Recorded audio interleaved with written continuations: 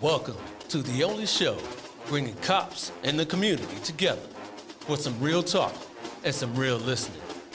This is uncut. This is uncensored. This is Black and Blue Live. Welcome to Black and Blue Live, everybody. How y'all doing out there? My name is Dale. I'm the host. Thank you for joining me here today. As you can see, my partner over there, Elizabeth, is not with us. She got called out to work. But you know, hey, I'm still here. That's what I'm here for. I'm the host. She was the co-host, and hopefully she's still watching. Elizabeth, if you're watching, hey, drop us a line there. Say something to us. But again, my name is Dale. Thank you for joining me on this show. We got a lot to talk about today. We're gonna be talking about retirement, what people can do in retirement as law enforcement. So we'll talk about that. We'll talk about what you can do if you're not in law enforcement. Hey, what's going on, Moses? Thank you for joining us. Hello there. We appreciate you for joining us already. And everybody out there, if you support the show, let me get this here. Please support the show. Elizabeth, we can get that off there. Support the show by liking us on Facebook, YouTube, Twitter, everything. We are here. We are even on LinkedIn now. So I appreciate you if you could do that. This show today here, as you see the banner there, Life After Retirement for Law Enforcement Officers. I'm still working in law enforcement. Elizabeth, she's still working. Like I said, she's still working in law enforcement. And we got to start planning our exit out the business. And these three guests today are going to help us with that. So let's bring them in without further ado. Our first guest, he was a captain with the Waterbury, Connecticut Police Department out there in Connecticut. Everybody, please help us welcome in Mr. Lawrence Hunter. Hello. How you doing? I'm good, sir. How are you? Excellent, man. What's going on out there in Connecticut? Well, we finally got some warm weather here, so you know it's kind of nice today. So yeah, actually, right. Cool. All right, man. Well, I appreciate you coming on. We can have a robust conversation today. Appreciate you. Absolutely. All right. We got good afternoon from Chicago as well. Thank you, Sean, for tuning in here on LinkedIn. Looks like. Appreciate you. Our next guest here, she was a captain for the D.C. Metro Police Department out there in Washington, D.C. They've been crazy out there lately. Maybe we could talk a little bit about that. Everyone, please help us welcome in Pamela Burkett-Jones. Hello. How are you? Hello. Hi. Hello, everyone out there. Good to see you. What you got back there says, be kind, be humble, be grateful. Yes. All right. Yes. Words to live by. So what part of the country are you right now? I mentioned that you were with DC Metro. Yeah, I'm in Maryland. I'm just 35 miles outside of the DC line. Okay. All right. Thank you for joining us. We're going to have a great conversation here today. And last but certainly not least, he's out here in California, in San Bernardino. He worked as an officer there. Everyone, please help us welcome in Mr. Sean Battle. Hey, how's everybody doing? What's up, my man? How's it going? Not bad. How about yourself? Another day in the neighborhood. Appreciate you. Thank you for joining us here today. And you out here, is it hot to you out here in SoCal? Hey, it's burning up. Yeah, it's burning Right? up. A little too early for that. Yeah. It's just the beginning of June, but you know it's about to get hotter. We gonna make this show hot. So let's get this show popping. Here we go. Check this out. All right. So everybody, like I said, this show today is going to be life after retirement for law enforcement officers, not just law enforcement officers, but for you out there, if you weren't involved in law enforcement, you guys can take something away from this conversation as well.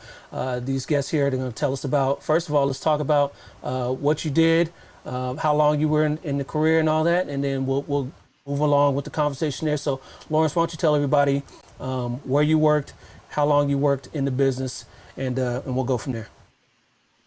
Sure. So once again, I'm Lawrence Hunter. I was a member of the Waterbury Police Department. That's in Waterbury, Connecticut. I did that for 24 years. 19 of those years, I was in a supervisory position, whether it's a sergeant, lieutenant, or captain. During my time as a captain, I was over the internal affairs and training divisions. We call it professional standards. And then I was also the midnight shift commander for a little bit. I finished my career as the midnight shift commander. So that's just a little bit about me and my career. So I did a bunch of stuff. I was a implicit bias instructor. I was a Taught human behavior, taught defensive tactics. I was an FTO, so I did a bunch of stuff. So. Did it all. Did it all. Appreciate you for your service. Thank you there. And Pamela, why don't you tell everybody where you worked and how long you did it? Okay, yes, I worked in the Metropolitan Police Department, Washington, D.C. I did 27 years there. Majority of my career was in investigation. I was a homicide detective, a sex offense detective, and then I got promoted detective sergeant, detective lieutenant, ended up a captain and did a lot of stuff in investigations, training, and also before I retired, I was in the disciplinary review division, and that's where I left. But majority of my career has been in investigations. I investigate everything but financial crime. That's the only thing that I didn't do. I wish I did, but I didn't do that. I missed out on that one. It sounds like you did everything else though. So hey, can't Hmm. do it all, right? I Yes, mean, you're right. right. You didn't do canines. You didn't do horse patrol. I mean, you can't do it all, right? Can't do it all. So leave something for somebody else to do, right? All right, Sean, why don't you tell everybody where you used to work and how long you were doing it? Okay. Sean, I worked in San Bernardino Police Department. I did that for 16 years. Worked a bunch of different assignments, mostly traffic. Rode a motorcycle for 5 years. Did some undercover work. Did a bunch of other temporary type of assignments. So the reason why I only did 16 years actually because I was actually hit in a car crash. So that's what actually ended my career. Um, 16 years was good enough for me, and that car crash took me out. So it is what it is. On to bigger and better things. So. Yeah, no doubt. Yeah, because I wanted to talk with each of you about, what led to your retirement. Was it regular retirement? Was it medical? And you just said yours was a medical. How was that road to recovery for you, Sean? Um, in one word, difficult. So I actually ended up having back surgery, and after Yep. back surgery, I had to learn how to walk again. I was on a walker, and a lot of rehab, a lot of just basically getting back to being, I guess you could say, normal. But I was fortunate to have a backup plan, something that my mom always told me I should have.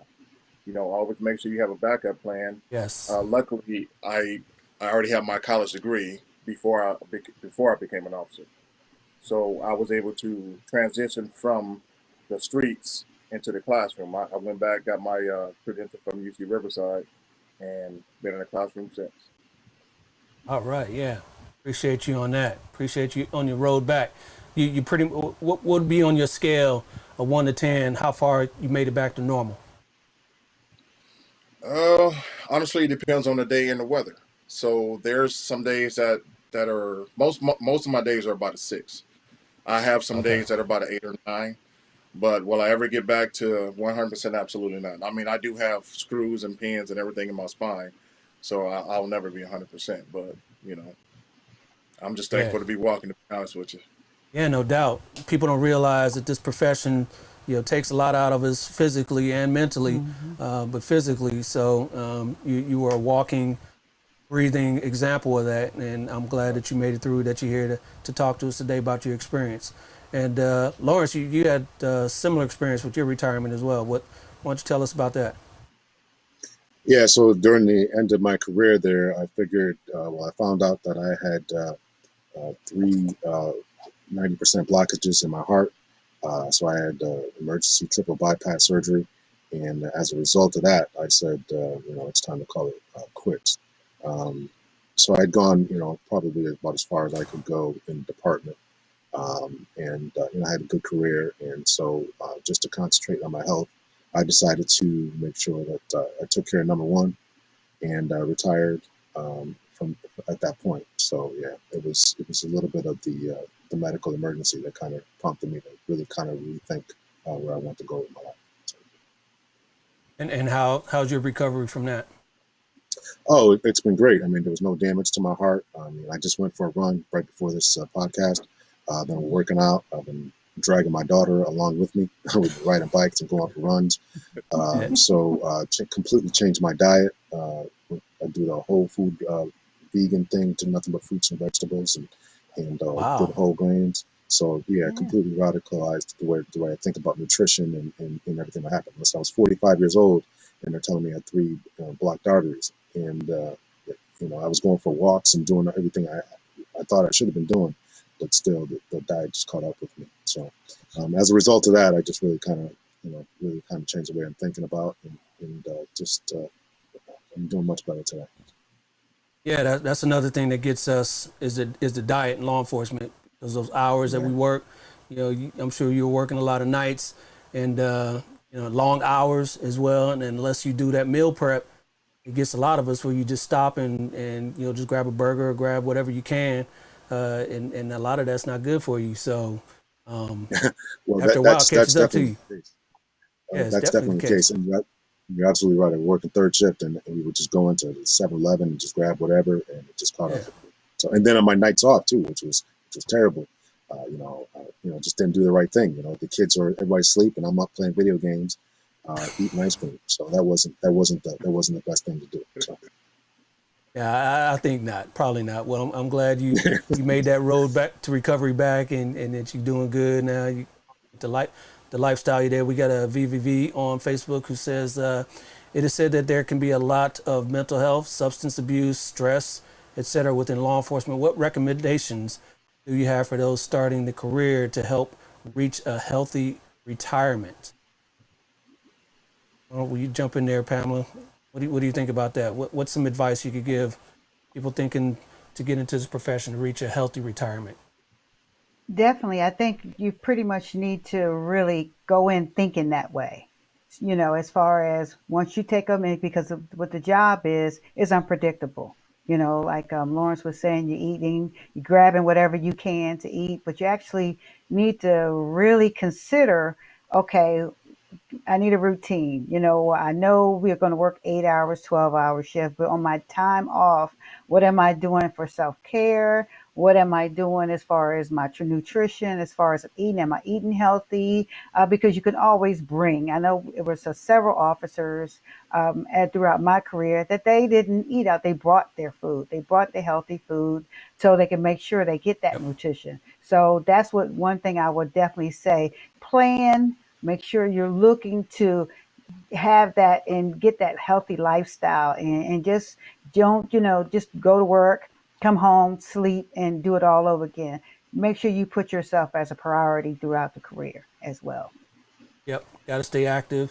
Got to eat healthy. I know, Lawrence, if you were talking about the food that you're into now, the vegan, whole foods, and all that. If you had to do it again, I'm sure that you would kind of do that route.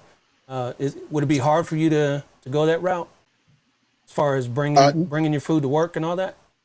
no, I think I did it because I was into working out and things like that. So when I was heavy into that, I would do it. But then of course, like everything else, you Yeah. slack off, and the next thing you know, it just becomes easy, and you start working all these extra shifts and overtimes and extra duty jobs and all that, and so you get busy. And of course, then I had kids and I'm bringing them to practice, so life catches up to you. Yep. And so yeah, I really wish, obviously, that I would have done that from the beginning. But I agree with Pam to do that. And as far as the mental health thing, we're pushing that now more than ever to think about your mental health. So self-care is definitely important. I'm still teaching at our Waterbury Police Academy, and I stress that when I teach is that make sure you take care of yourself. Enjoy your time off. Don't work every single overtime or shift that you have. Enjoy your kids. Enjoy your time off.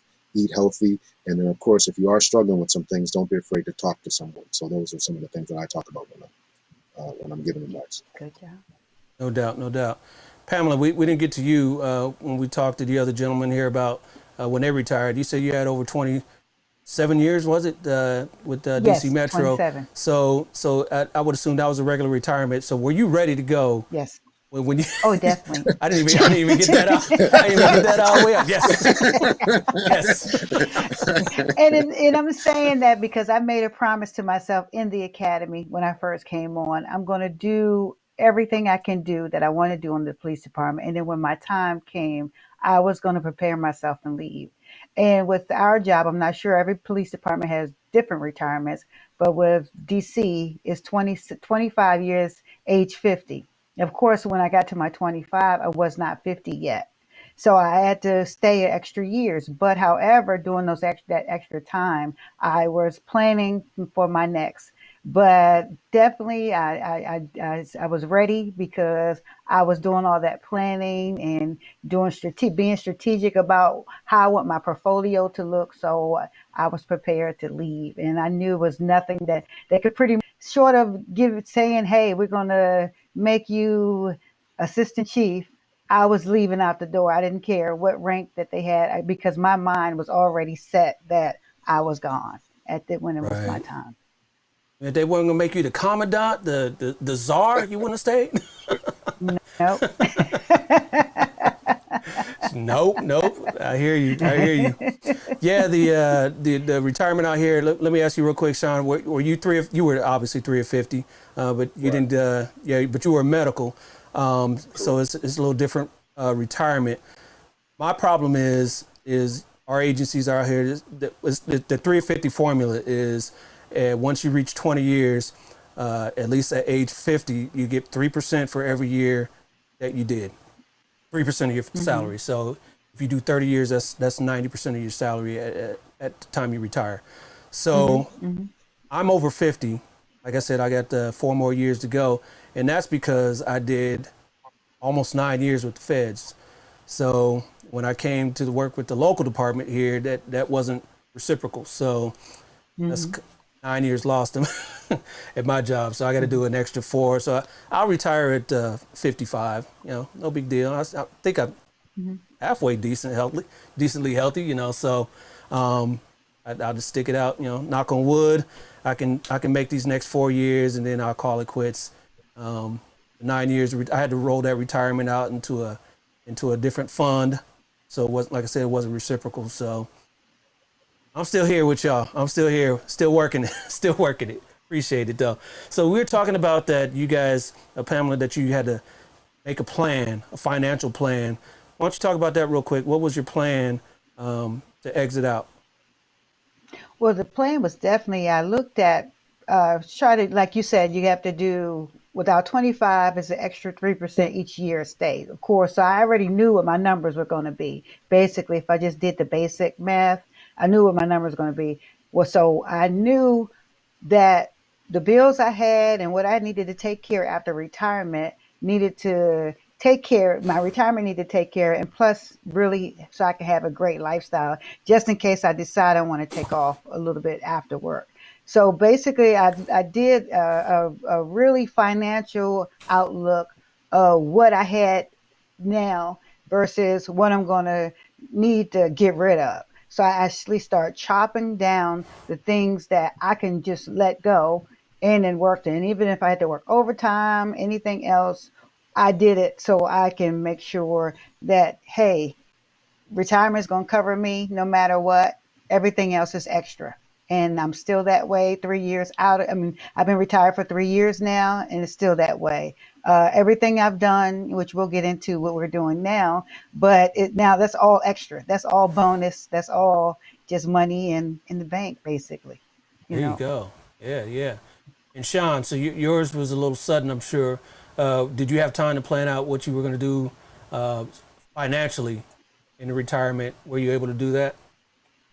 Yeah, well, actually, luckily, one of my FTOs talked to me about deferred comp or deferred compensation.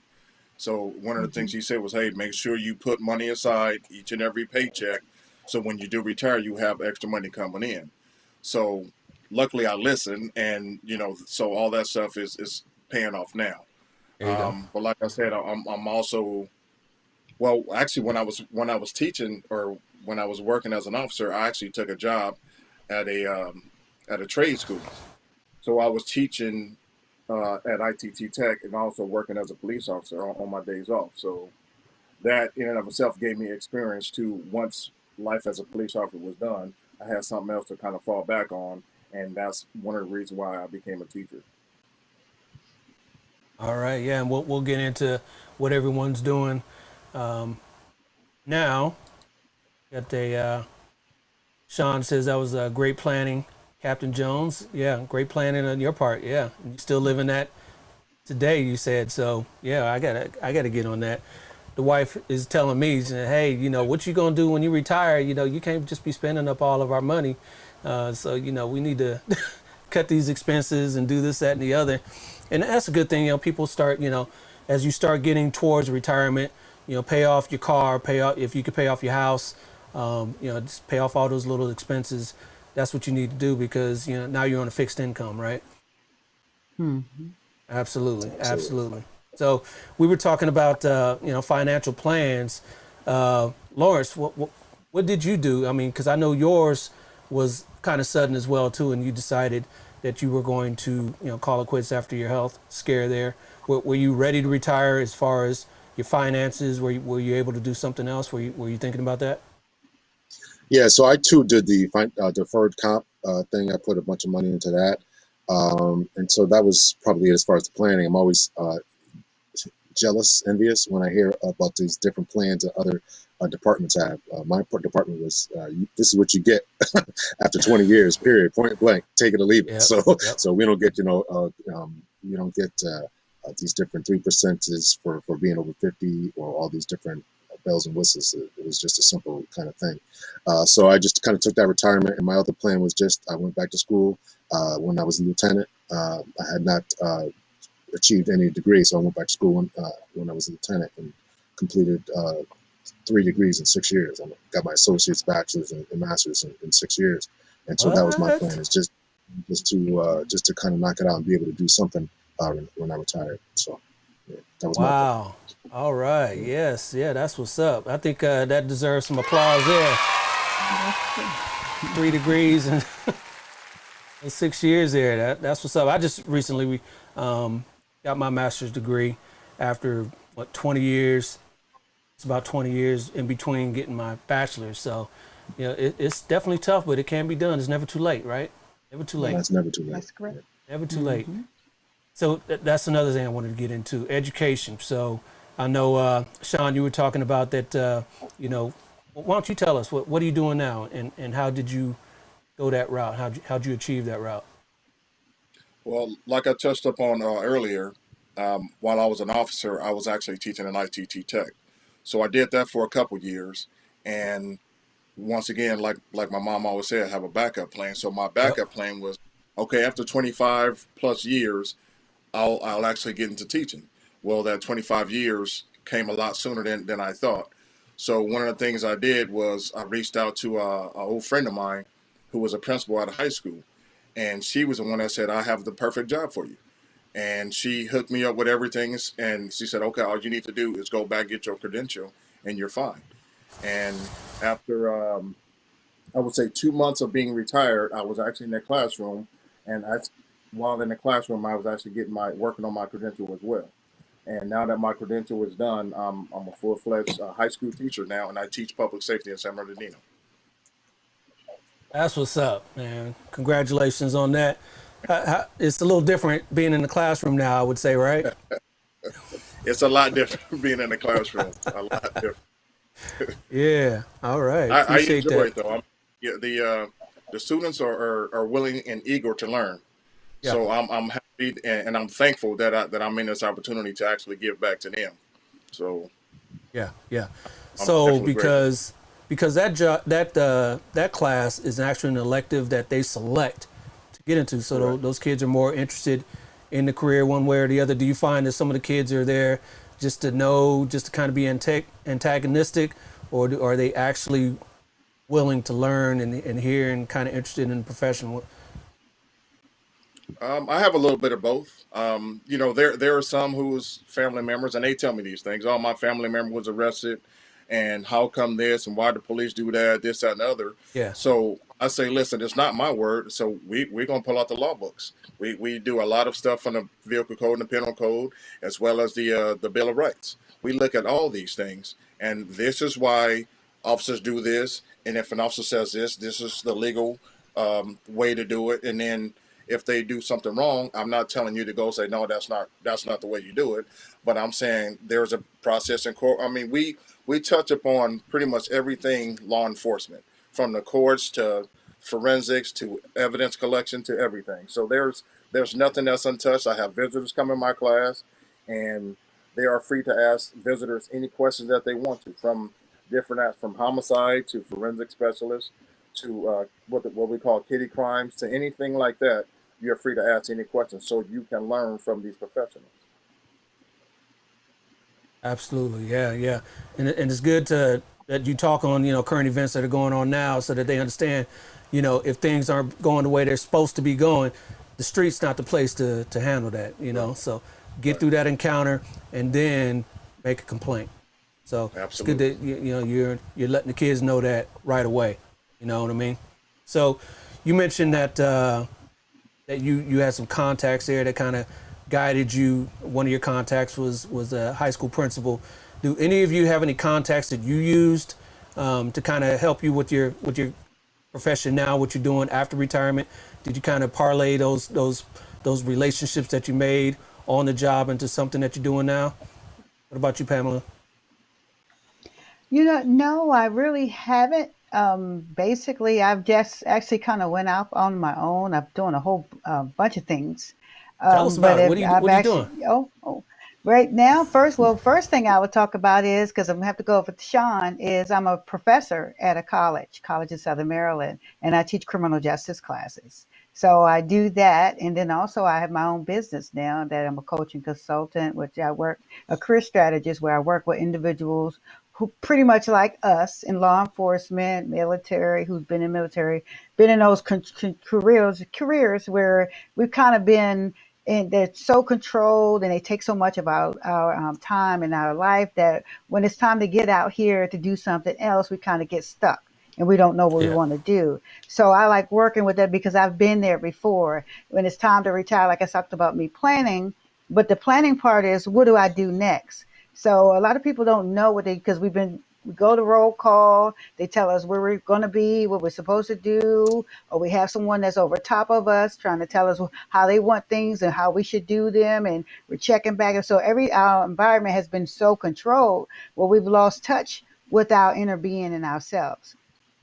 So I've decided to really try to tap into that. So I went back to school and became a certified coach. I've actually just did a book in March, released a book in March called Handle with Care, 7 Essentials to pack, prepare, and prepare for a career transition. And that book basically helps people that want to do something else and want to transition to a different career, but don't know where to start. And some of the things that's helped me, and it's been very phenomenal for me. And I thought I had to put it in a book because I actually have people reaching out to me, asking me once they see some of my credentials, if I would want to come work. I've had so many no's. Giving people so many no's because I don't want to do that. I didn't want to get back into it. And of course, when I've asked to become a professor, I was yes to that because that was something that I did in the police department that I really, really enjoyed. So, and then another thing I do is I actually work with people who want to get promoted. Because the promotional process, as you guys know, so I'm not talking to strangers, is a different animal versus what your regular corporate America is more testing and assessments and everything else. And a lot of people have a lot of potential and they will be great officials. They just cannot get through that testing process or get through that assessment process. So I work a lot with police officers who want to be the next sergeant, lieutenant, or captain because I worked in the assessment center and I've been detailed there. That was one of the other things that I've done in the police department. So that's basically what I am doing now. I know that was a mouthful, but of course. yeah, appreciate that. Appreciate that. Hold that book up again. Hold that book up again. So Okay. that get Can you that see close it in good? there. Yes. What kind of got that? All right. Yes. Got the Handle with glare on care. it. Yeah, yeah. It's all good. Handle with care. We'll make sure that goes out in the description there. Where can we get that? That's it. Amazon, Barnes and Noble, BAM is also on my website at liveproactively.com. You get it from there. I'll definitely give you an autographed copy. And anyone who gets booked from there and they say from the show, I will definitely sit down with them for 30 minutes on a discovery call and we'll talk about what you want to do as far as career transition, and if you even want to do something within your agency and you're trying to look at how can you get over, you have been having a hard time to transfer over to investigations, or you want to go be a sergeant, lieutenant, we'll have just a talk with that. And then of course you read my book. I'm telling you, it's very helpful. It helped me a lot, and it helped a lot of people who've read it as well. All right. So run out there to Amazon and pick that up, everybody. Handled with Care by Captain Pamela Burkett Jones. Make sure you get that. So Lawrence, you were kind of doing the same sort of thing. Is that kind of correct? Yeah, Joe. Everything that Pam said, that's what I'm doing. So I'm working with people who want to take promotional tests. I'm doing that as well. I have a website, hunterpolicetraining.com. Doing the consulting thing, trying to get my name out there as far as being a police consultant. We'll talk about patrol techniques or supervision, leadership principles, things like along those lines. I also completed a book here, Police Reform. It's a retired police captain's perspective of evolution of law enforcement here in America. So you can get it right there. So Yeah. that's my book there. Started a podcast talking about different things that are going on within law enforcement. Just trying to keep myself relevant as far as what's going on. So I have a lot of different guests. I've had psychologists on, teachers, educators, politicians, of course, other officers, chiefs, and retired persons.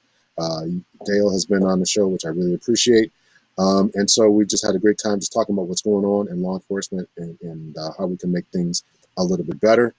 What else I got going on? Oh, I too just started. I'm actually in July. I'm going to start being an adjunct at a local college here in Connecticut.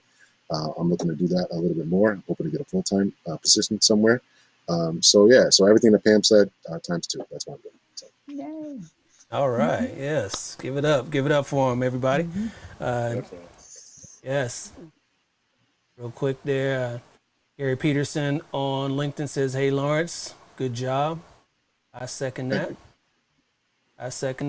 So each of you did a long, distinguished career in law enforcement.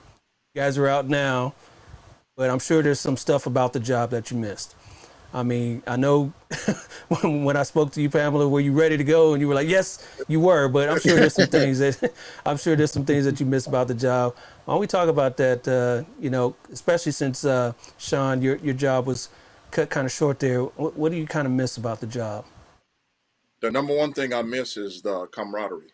I mean, Mm-hmm. just being out there with the guys and girls and dealing with everyone's problem and actually trying to make a difference.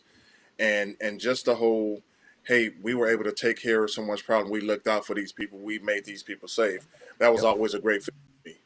And that's the one thing that I miss.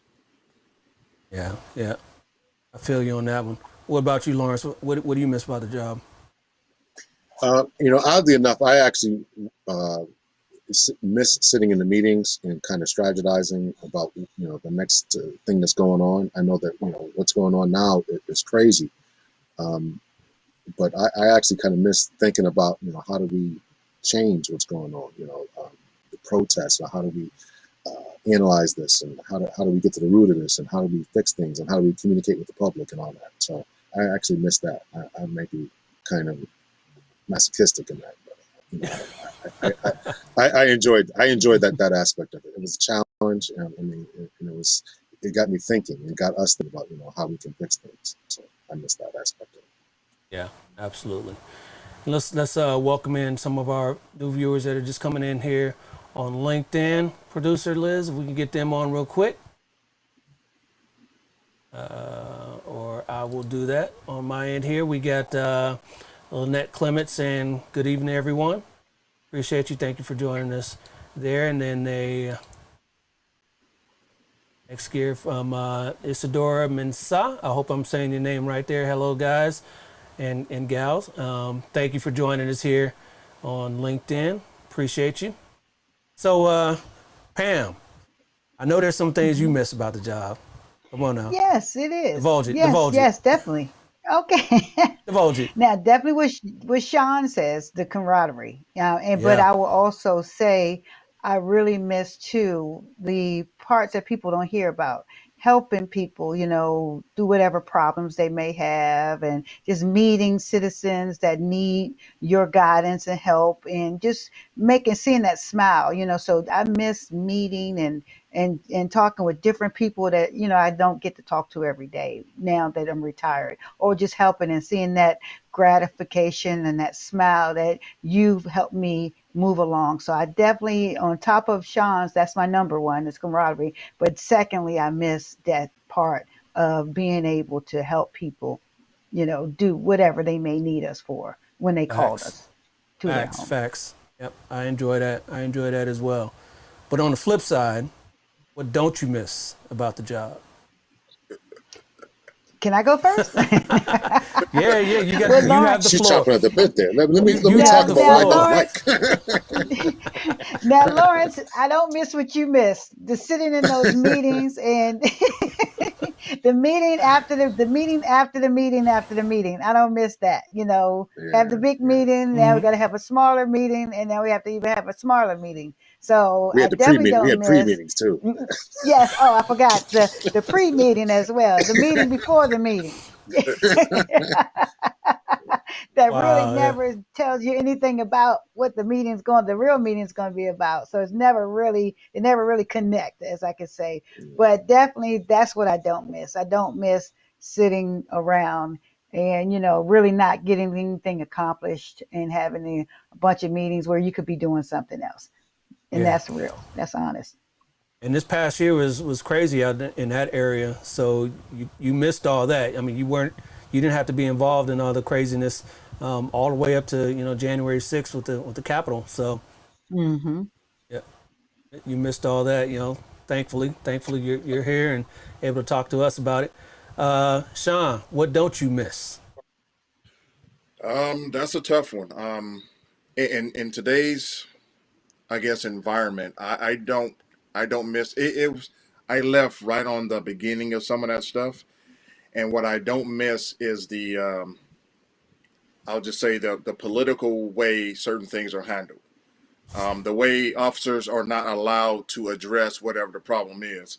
Almost like the squeaky wheel is out there causing a problem, even though the other wheels are fine, and the other wheels are like, listen, what they're doing is not right, and you guys are not allowed to address the problem. So why not let officers uphold the law and do it correctly, and not let people just basically run amok? I'll never miss other citizens suffering because other people are allowed to run amok. That just never sits well with me. Right. Facts on that. And Lawrence, what don't you miss?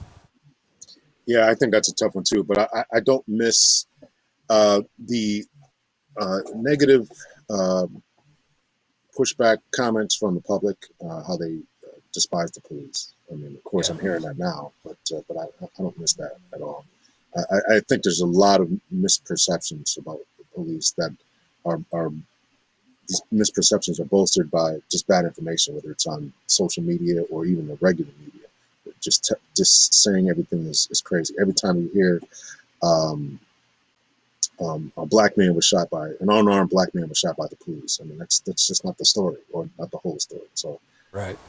I don't miss that. I don't miss hearing that from the public when you're wearing the uniform, especially when you're out there and they're saying, "Oh, you guys are a bunch of pigs," or "Don't shoot this guy," or whatever.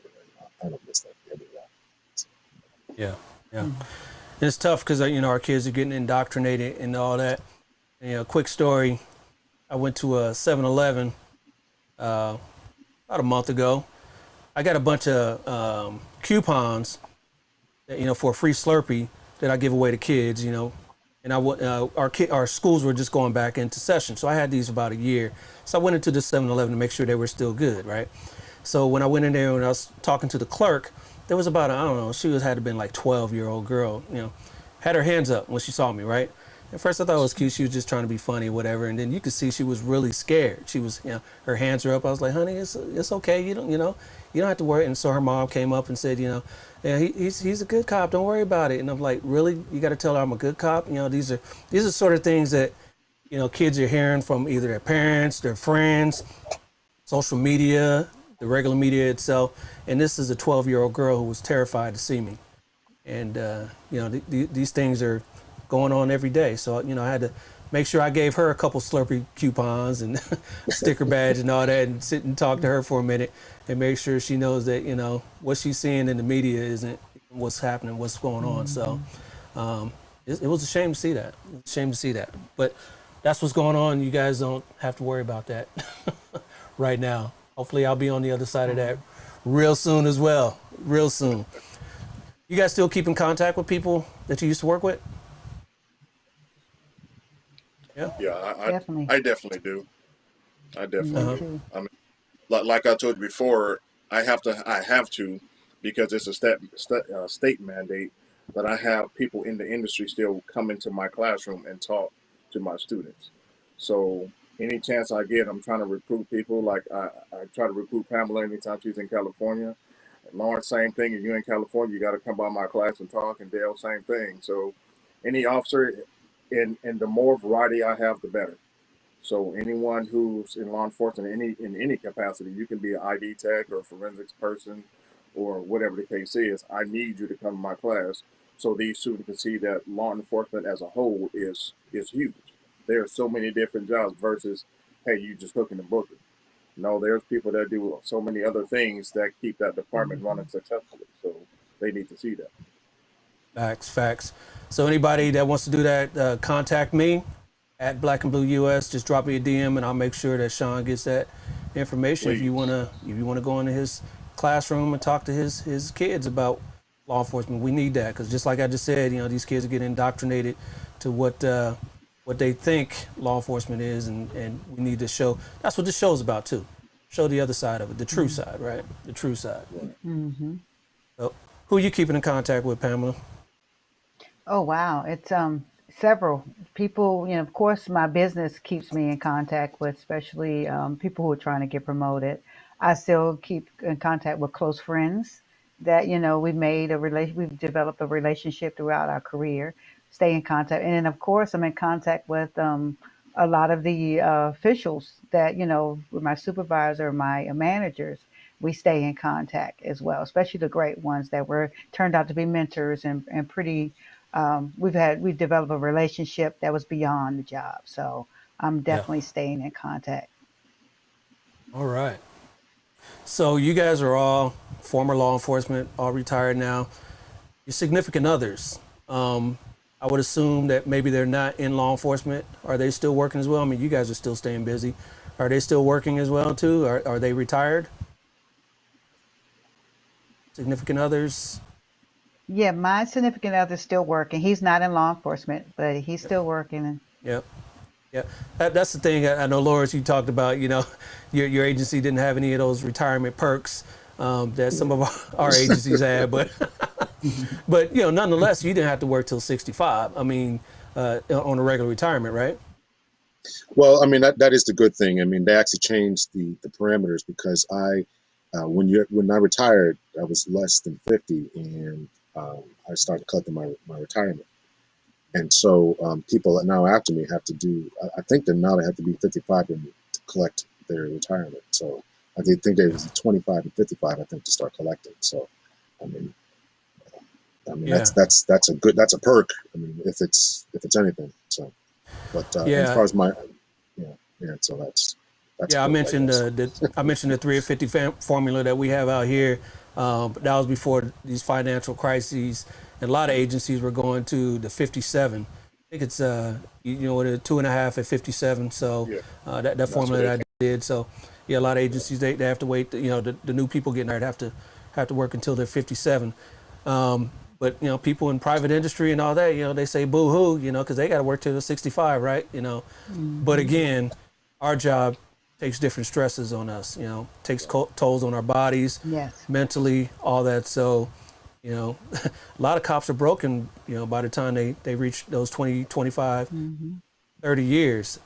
Backs is a major injury that a lot of us have. A lot of carpal tunnels, a lot of neck injuries, hips, knees, you Yep. name it, we Hmm. got it. Kind of like that. Remember that meme with the the Thanksgiving hogs, mogs, potatoes. That's us. We got it all. Right. hips, knees, backs, cracks. We got it all. So, don't cry for us, but just understand. Just understand. So how's the profession changed since you guys first started as a rookie up until the time you retired? I know a lot of things have changed. I know, Sean, you talked about people running amok, and that wasn't kind of like what you missed. But how do you think times have changed from the time you were a rookie up until the time that you retired? Um, if I would use this phrase, I would say things were a lot simpler back then. Um, if a person committed a crime, you simply took them to jail. They went to court. Either they were found guilty, innocent, whatever the case is. Now, because everyone is a street attorney, or you can't do this, and everyone wants to Right. throw a camera in front of your face. It's like you have no idea what's going on. You just happen to see, an officer making contact with someone, and now you want to jump in and give your opinion, which also sets this other person off. Like, yeah, you're right.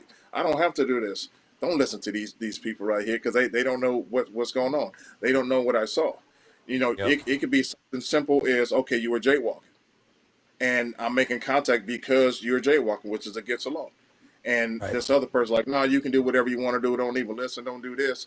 So it's changing the fact that there was a lot less respect for officers, or for the law. Forget officers. There was just a lot less respect for the law and other people's property and everything else. So it's I don't know how to get back to that, but it's definitely changed for the worse. Yeah. And if officers are allowed, not just officers, but if people were allowed to just do what's right, and I think things will kind of get back to that simple formula again. Yeah. Yeah. I can see that the pendulum swinging back, hopefully at some point. Right. Right. Yep. Yep. What do you think, Pamela? What changed from the day that you started to the day that you retired? Before, I would definitely say something probably the guys may not hit on, but with changes, when I first went in, like I talked about, I went into the academy. I said, I'm going to hang out and stay here until I can get my retirement.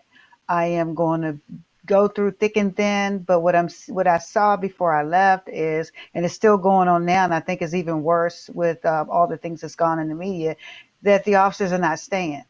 They're coming Right. in, and a lot of the new officers are now. They may stay for 2 or 3 years. They may stay. I've seen some that stayed for 10, and they just put everything out. They forget the retirement, and they have no longevity at all. So what I've seen is that they're not taking it out as a full career and staying in the fight to get that retirement. And that's what I was beginning to see, that everybody was just saying, hey, I can go do something else, and which is cool, Yeah. they like, but when I first came on, everyone was in, and even the people before me, they were in for the long haul. They were here to see that retirement. They wanted to go home safely, but they also wanted to make sure that they were able to collect their pension at the end of doing all of that work they've done. Yeah.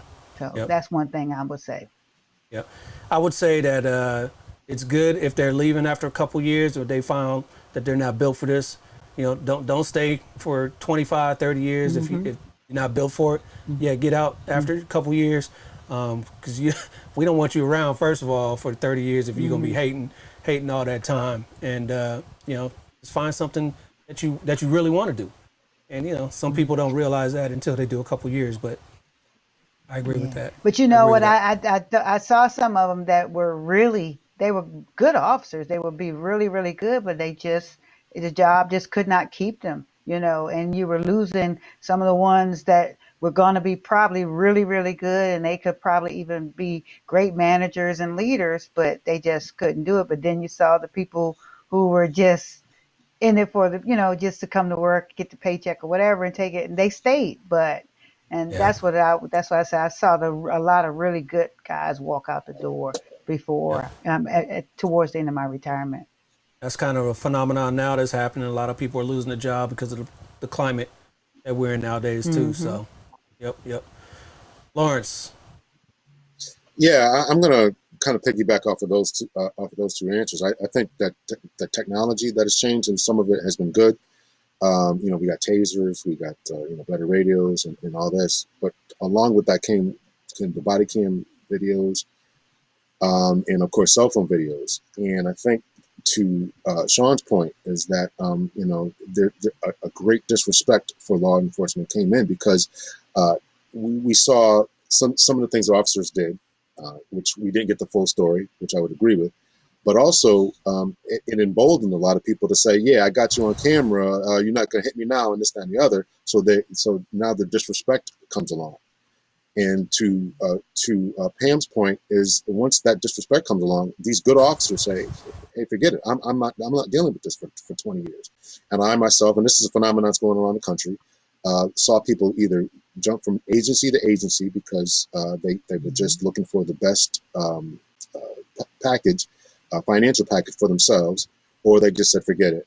I'm not going to be in law enforcement anymore." I saw that happen to a lot of good officers, as Pam mentioned, that people just said, "Listen, this is just not for me," they just didn't want to do it, not because they were bad in and of themselves, but because they just said the juice isn't worth the squeeze. It's not worth the effort that I'm putting in here, and I'm going to walk out the door. And that's a sad thing because we did lose some good officers. We lost some bad ones too. And as you mentioned, Dave, if you're gonna be a knucklehead, we don't want you. But unfortunately, we saw some good people, and I saw some good people that just said, "Forget it," or they went to completely different departments. We can't keep this a cohesive unit at our own department because they're going to go to a different department, get a better package, and then 2 years later, going to go somewhere else to get a better package. And so that presents a serious problem to law enforcement, to its longevity, to seniority. We need senior officers to train the junior officers. And if everybody's jumping around, you're not going to get the experience. You're not going to have senior officers, and it's going to be a problem. Right. Yep. So you guys got that breadth of experience, and you've seen things change from A to Z. Would you recommend this career to, say, a child of your own, a relative of your own, that would come up and say, "Hey, Uncle Lawrence," or "Hey, Auntie Pamela, I want to do what you want to do, what you did"? Would you recommend it to them? I Knowing what would you know depend. today. Knowing what you know today. Yeah, I would, but I think that it's really got to fit a person's personality, and it's constantly changing, and it's becoming, I don't want to say more touchy feely, but more touchy feely. You got to have the right mindset, the right attitude to do this job. You got to be able to take the criticisms. You have to be able to talk your way out of problems and situations. You have to be a critical thinker. And the hands-on approach, fortunately, is a thing of the past. Hopefully, as we continue to develop newer technologies, and it's going to take the right temperament type of person, a person with the right temperament to be a police officer. So know what I would know now? Yeah, I would. I mean, I enjoyed my career. I enjoyed it. I didn't have any problems. I wasn't out there, just beating people up and all this kind of stuff that they think they were doing. That wasn't, and I actually helped people. To Pamela's point, I actually helped people. When I remember one time, I was at the mall, and I see this guy staring at me. I'm like, "Oh man, this is this is going to be a problem," because my family's with me. This guy comes up to me and says, "Hey, listen, you don't remember me, but you arrested me a couple months ago, and it was the best thing that ever happened to me because you set me on the right path." So my treatment of him, even when I arrested him, even though I didn't remember him, he remembered me, that was actually a very positive thing. So I think as long as someone has the right temperament, the right amount of patience, they can do this job. It should not be a problem.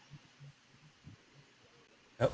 And Sean, I mean, you're in the recommending business right now to our youth. So, but your own kids, would you recommend it? Absolutely. And my thing is this: I would love to see officers from that community, or people or citizens from that community become officers in their own community. To me, they will have more of an ownership of that community. You still have family there, you still have friends there. Hey, I used to ride my bike on this street, whatever the case is. And you have, in my mind, you have more to give back to the youth when you go to speak to them. Hey, don't do this, or I know my aunt lives on this street, or the lady around the corner, she helped raise me, whatever the case is. So take ownership of your own community and become an officer in your community. And I think if you can start with that foundation like that and kind of build that up, man, things will be a lot better, a lot better. So I mean, You know, I know Yeah. like the military people travel stuff like that, but go back home and be coming out in your own community if you want to make a difference. Yes. Be the change you want to see. Yep. Yep.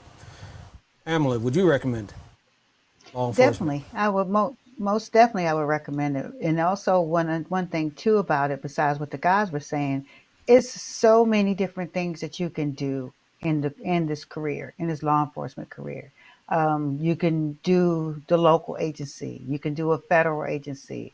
You could do different aspects. You mentioned K9, me investigations, school. You know, you got school resources. I mean, whatever you can. It's just a gamut of different things, or you can go get promoted as well. You can go up the rank and become and just enjoy that, you know, especially if you're in the criminal justice field, you like it. A lot of my students come to me after class. They want to talk about it. They get excited. It's great. And it's also great to know at the end we're all retired. Well, Dale, except for you, Dale, but basically we're retired and One we day, can one day, remember. one day.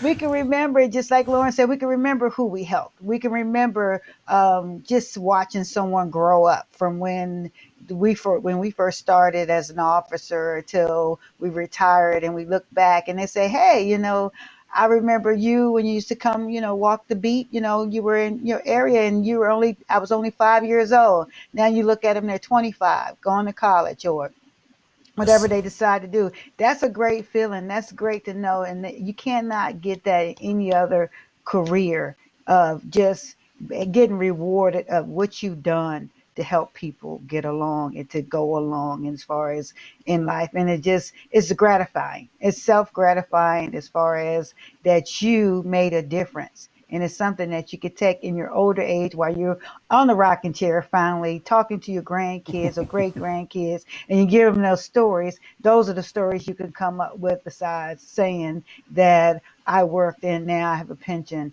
but you worked and you have a lot of awards. You know, you look at Lawrence, and I could show you, and everybody, I'm sure you, Sean, you could, all the different awards and the accolades you've gotten throughout your career. They let you know that, hey, you've lived a life of purpose and respect, and you got, and you see everything in media, but they don't talk about those things that you personally can talk about.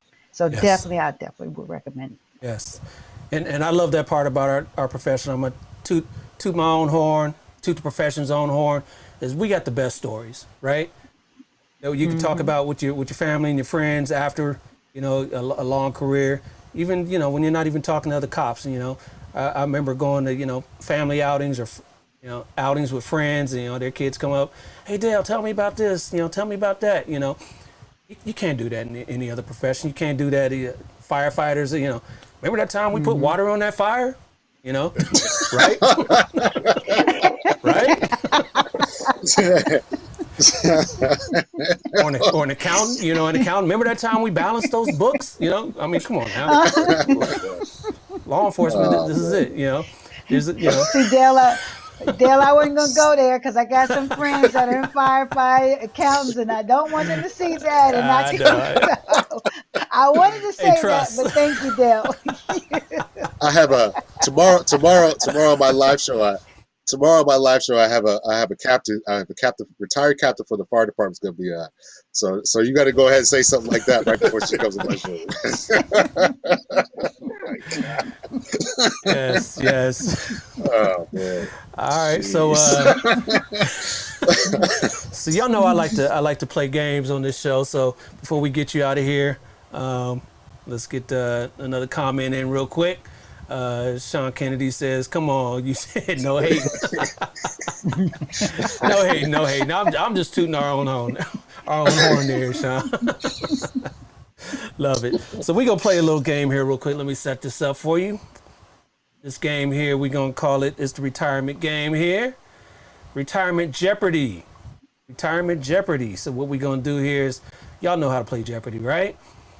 We'll give you a Yes. category, and you guys will go through this, and the one with the most points at the end will win. I don't have any Jeopardy music here.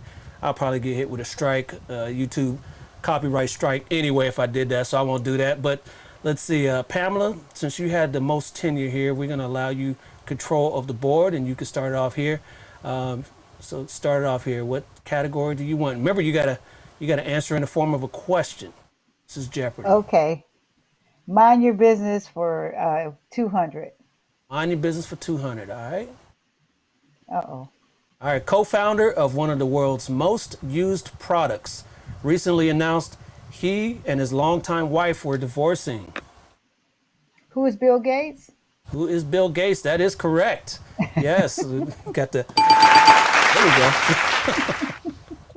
go. All right. Let's get you your points there. All right. And here we go. You still have control of the board. Okay, let's do drop the mic at 200. Drop the mic 200. These are clues for this person. This is the music category. Genesis. In the Air of Night. Sussudio. Who is this retired artist? Oh gosh, I can sing the songs. I cannot think of it. I can feel it. Oh god. Hey, I'm trying to. I know who Go it ahead. is, but Go ahead, Sean. Go ahead, Sean. You got it. Who? Who was Phil Collins? It is Phil Collins. Yes. Yeah. How do we buzz in here, man? I mean, All how right, do we buzz in Sean. here? Your name is your buzzer. Your name is your buzzer. Sorry about that. Just click, Your click name- on it. Click on her name. No, just say it. Just say it. Just say it out loud. Okay. Say it out Okay. loud. Just say your name, and I will make sure you get it. So, Sean, you got control of the board. I'm gonna go drop the mic for 300. Drop the mic for 300. Proud Mary. We don't need another hero. Sean, go ahead. Who is Tina Turner? It is right at the buzzer. Tina Turner is correct. There she is. Yes. Good job there. You still have control of the board. 500, 200. And Lawrence, you got that big donut. Don't tell me you didn't. I'm trying not to be rude. It's a Whole Foods. It's a Whole Foods donut. It's a Whole Foods donut. A vegan donut. A vegan donut. There you go. Sean, you still got control of the board. Go ahead. Let's go unplugged for 100. Unplugged for 100. This talk show host is known for having a Sean. large chin. Sean, go ahead. Who is Jay Leno? It is Jay Leno. All right. Still got control. Go ahead. Let's go game over for 100. Game over. These are retired sports figures. Oh man. This GOAT retired once to Lawrence. play another sport. Lawrence. Who is Michael Jordan? It is Michael Jordan. You got on the board there. All right. So you got on the board 100 points. All right. This is your comeback right here. Your comeback. All right, You this got is me. This control is of the my board. Jordan moment here. We'll go with drop the mic here for 400. All right. For how much? 100? 400. 400. All right. I gotta come Retired back. musicians. All right. Just the two of us. Ain't no Sean. sunshine. Sean. Pamela. Sean, go ahead. Who is Bill Withers? It is Bill Withers. Yes, you got that. Boom. All right, you got control of the board, Sean. Drop the mic for 5. Drop the mic for 500. Woman in Love. Memories. The Way We Were. Sean. Sean, go ahead. I'm gonna go with Barbara Streisand. Barbara Streisand is correct. Yeah, you pulled that one out the hat. Sean. Good job. Hey, you Yeah. didn't know my music was that tight, huh? Good job. We Good did job, not know Sean. We did not know that. All right, go ahead, Sean. And cut for 100. All right, retired movie stars. This Something About Mary actress walked away from acting to focus on family. Oh my gosh. Anybody? Do. Lawrence. Oh, Who is Lawrence, go who ahead. is Diaz? We'll give it to you. You said Diaz. Cameron. Cameron Diaz. Cameron. Yeah. Diaz. Yes. We'll good give it job. to you. Oh, jeez. Go ahead, Lawrence. Let's go with and cut for 200. And cut for 200. This knighted British actor once played an American president. This knighted British actor once played an American president. Nobody? All right. That is Sir Daniel Day-Lewis. He played Abraham Lincoln. Yeah, that's right. You still got control of the board, Lawrence? We'll go for in cut for 300. And cut for 300. This actor is a staple at Staples Center in LA. Sean. Sean, go ahead. Jack Nichols. It is Jack Nicholson. Nicholson. All right. Gave you your points on that. Sean, the board is yours. Let's go game over for 300. Game over for 300. This Hall of Fame baseball player had songs written about him in the 60s while playing for a team that moved from New York to San Francisco.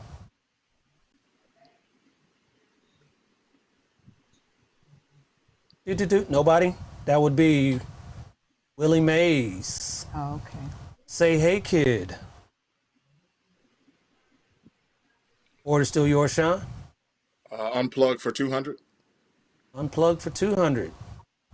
This talk show brought the sexy back. This talk show host brought the sexy back to daytime TV with a clean-shaven head. Pamela, Pamela, go ahead. Pamela? Montel Jordan. It is.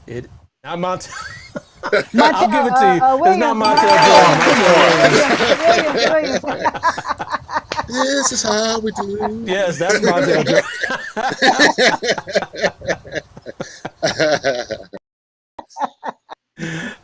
We'll give it to you. Go ahead. Go ahead. Board is yours. Okay. And cut 400. And cut for 400. This actor once starred opposite Denzel Washington in a Cold War era military movie. Starred opposite Denzel Washington. Nobody. Nobody. That's Gene Hackman. Okay. Remember that submarine movie? Oh. Yeah, with Denzel in it? Yes. Yeah. All right. Go ahead, Pamela, you still got it? Okay, let's go mind your business for 300. Mind your business for 300. Remember, these are retired business leaders and CEOs. He co-founded this tech tool that is now referred to as a verb when you need to find information on a subject. Sean. Google? Sean, go ahead. Google? Who is It Google? is Google, but who? No. This, we're going to give you a negative on that. Anybody? Anybody want to jump in? It's the CEO, not the tech tool. Mm-hmm. This CEO co-founded this tech tool. Nobody? That would be Larry Page. Okay. Larry Page co-founded Google. Pamela, you still got it? Let's go 400 for mind your business. All right, the CEO brought Chrysler out of bankruptcy in the 80s and the 90s. Sean. Lawrence. Sean, go ahead. He probably got. I'll say who was Lee Iacocca. Yeah, it is correct. It is Lee Iacocca. Oh, good job, Sean. All right. I had to get my point back. Yes. Board is yours, Sean. You killing them. Come on now. Come on, y'all. Mm-hmm. I go mind your business for 100. Mind your business for 100. The CEO, co-founder, he's a co-founder of this iconic company, stayed on as CEO until health problems. Go ahead, Sean. Sean. I would say who was Steve Jobs? It is Steve Jobs. Man, he racking them up, y'all. Come on, get in here. Mm-hmm. Go ahead, Sean. Mind your business for 5. Mind your business for 500. He's credited as the founder or the father Lawrence. of the automobile. Pamela, Go ahead, Lawrence. Pamela. Lawrence got it in there. Who is Henry Ford? It is Henry Ford. All right, got you on the board. 700 now. That's what I'm talking about. Go ahead, Lawrence. You can still Let's catch go up. to Unplugged. Yeah, let's go to Unplugged for 300. Unplugged for 300. These twins played one person in this late 80s sitcom. Go ahead, Pamela. Go ahead, Pamela. No, look, You don't know it? Take a stab. No, Take a I was stab. thinking Take a stab at person, it. Oh, we have to give you a negative Sean. there. Go ahead, Sean. The Olsen twins. Who are the Olsen twins? That is correct. The Olsen twins. Yes. Mm-hmm. Mary Kate and Ashley Olsen. Mm-hmm. All right, go ahead, Sean. Unplugged for 400. Unplugged for 400. This late night host was known for his witty quips and sharp tongue. 3, 2, 1. Nobody? That would be David Letterman. David Mm-hmm. Letterman. Go ahead, Sean. Still got the board. We running out of And cut categories here. and cut for 500. And cut for 500. This childhood actress from the 30s and 40s gave up acting to pursue politics. Anybody? Nope. That would be Shirley Temple. Shirley Temple. Go ahead, Sean. Still got it? Unplugged for 500.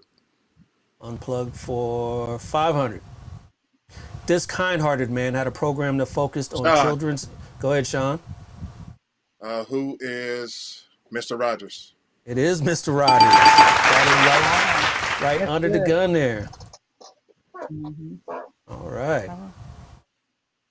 Still yours. Go ahead. Drop the mic for 100. Drop the mic for 100. Yeah, clean sweep here. Doo-wop, The X Factor, Can't Take My Eyes Off of You. Sean, Sean. Go ahead, Sean. who is? Oh my 3, goodness. 2, 1. Lawrence. Oh, Lawrence. take it. Go ahead, Lawrence. Who is Lauren Hill? It is Yeah. Lauren Hill. All right. Maybe you can clean sweep the board here. Make it Yeah, we'll see. respectable. Go ahead, Lawrence. Game over. Game over for 200. Game over for 200. This shifty ball carrier left the sport when he was still regarded as the best in the game. Lawrence. Lawrence. Who is Barry Sanders? It is Barry Sanders. All right. Still got the board. Go ahead. 400. 400.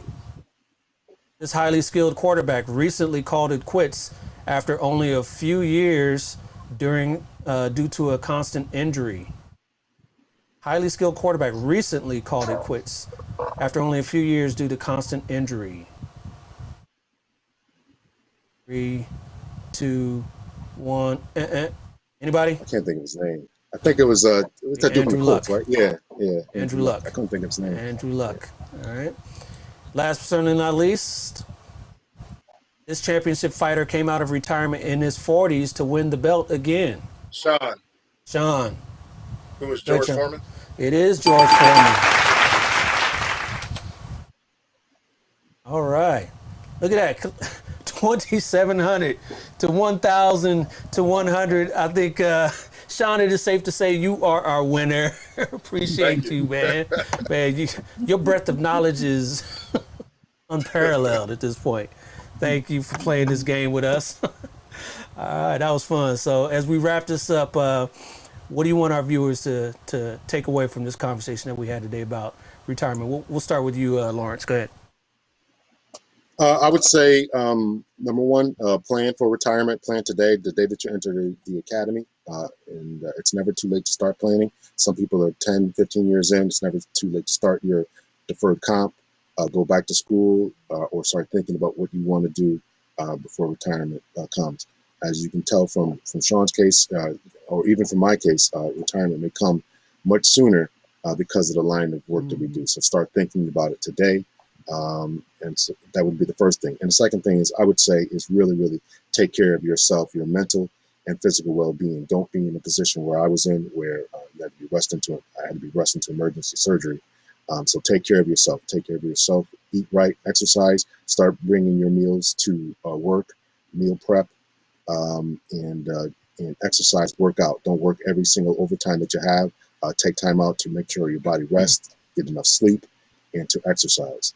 So take care of yourself. And of course, finally, is the mental component. Is really, really think about your mental health, your mental well-being. So many times, we didn't talk about it very much today, but a lot of people, once they do retire, can't find anything to do, lose their identity. So suicide becomes a serious problem for people who are retired, as well as for officers who are currently working.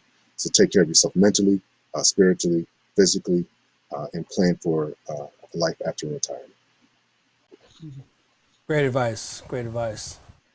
Pamela? And I want to pick up behind Lawrence, the life after retirement. I want to say there is life after retirement, and you got a blank canvas. It's all on you. Everything is whatever you, as you're going through the years, think about what you're best at. What people tell you, you do a great job. It could be while you're on the job. It could be in your personal life. But just pick up and start to really nurture that very well. Because one thing I see a lot is people they become afraid that they cannot survive and live after retirement, that they need that constant hustle and bustle. They need the job. They know they don't want to do it anymore. They know that it's just not in them anymore, but they keep going because they feel that they can't survive, and because now they're on a fixed income. But you don't have to say it's a fixed income, because your income at this point after retirement is what you make it and how big you can make it. So what I would want to do, leave you guys with, is start to really, really, no matter where you are, if you're 20 years out, if you're 10 out, or even 5 years out, or maybe around the corner, start to really focus and look within, see what you are best at, and work on that. And that's what I would tell you, anyone. Excellent. Excellent words there. Real quick, Sean Kennedy says fantastic advice, Captain Hunter. So I'd like to echo that as well. And Sean. I would like to add, well, first of all, both Lawrence and Pamela gave great advice. I would like to add to those that have questions, please ask questions. Don't be afraid to seek those that have recently retired or maybe a few steps ahead of you. Ask them questions. Hey, what do you have planned when you retire? What do you think about this? What do you think about that? So always bounce ideas off of people and see what kind of input they have. Also, for me, the mental health aspect of it, I would suggest getting hobbies. So if you like playing sports, go out and play sports on the weekend. Join an intramural team or something like that. Some people might take up fishing. Some people might like remote control vehicles. But my thing is, you have to kind of get away from law enforcement when you're not at work and find something else to do to kind of keep your mind kind of clear and free. So once again, ask questions. Hey, what do you do to relax? And some people take trips. Hey, I'm gonna take a trip to the beach and just sit there and listen to the waves crash, and that might be relaxing to some people. So whatever you think can get you in a much clearer state of mind, seek that. Yeah, great advice. Yeah. Yeah, because we talked about these retirements that we in law enforcement have that are earlier than most people in private sectors and other careers. But these insurance companies, these actuaries that are paying out these retirement plans, they don't expect us to live long. Right. They're kind of banking on the fact that 5 years after we retire that we're gonna die. So like Sean said, get your mind off of that, because a lot of officers do retire after they retire, kind of feel depressed, feel like their self-worth was all in their job. But you got to have some activities outside of work. It's not your self-worth. It's a great career. We all enjoyed it, but it's not you 100%. So make sure that you have your mental health, so that you can live a long life. You can live till you're 80 and 90 after you retire. Buck the system, because they don't want you to last that long, right? Right. Hmm. Yeah. No, they Especially don't. with these, especially like in my agency, we get lifetime medical for myself and my spouse. They're hoping that you don't that you don't get to use that lifetime medical, right? They're hoping that a couple years after you retire, that you die, and then that benefit is gone. So you take care of yourself now, take care of yourself right after you retire, and so you can use that benefit till its fullest. Right. All Definitely. right. Yeah. Well, I thank you guys for joining me on the show today. I had a lot of fun, a lot of good insight, a lot of good knowledge between the three of you, and thank you once again. Let's do it again. Remember, if you guys out there want to be on, if you're ever out here in California, in Southern California, you want to go to Sean's classroom and speak about law enforcement, drop me a DM, and we'll make sure we make that happen. So, all right. So All right, y'all. That was a fun show. Too bad my co-host Elizabeth wasn't here today. I appreciate all you guys for joining the show today. Make sure you check us out on all the social medias, Facebook, YouTube, Twitter, LinkedIn. We are all those places. Make sure you like and you share this show. And this is a good guest panel we had here today. My name is Dale. I'm the host. Elizabeth will be back next time, I'm sure. Hopefully she's being safe out there. She got called out to work. But my name is Dale. I'm the host of Black and Blue Podcast. And I'm out. Peace. Let me break it down right quick for my haters, my dictators and bad raiders. Since you never seem to get it right no more, then right no more. Kick back your feet and watch your back from perpetrators. My game's strong in my Range Rover. I got the blackjack juice and my racks off the roof. And you see the SUV rolling up next to me, old enough to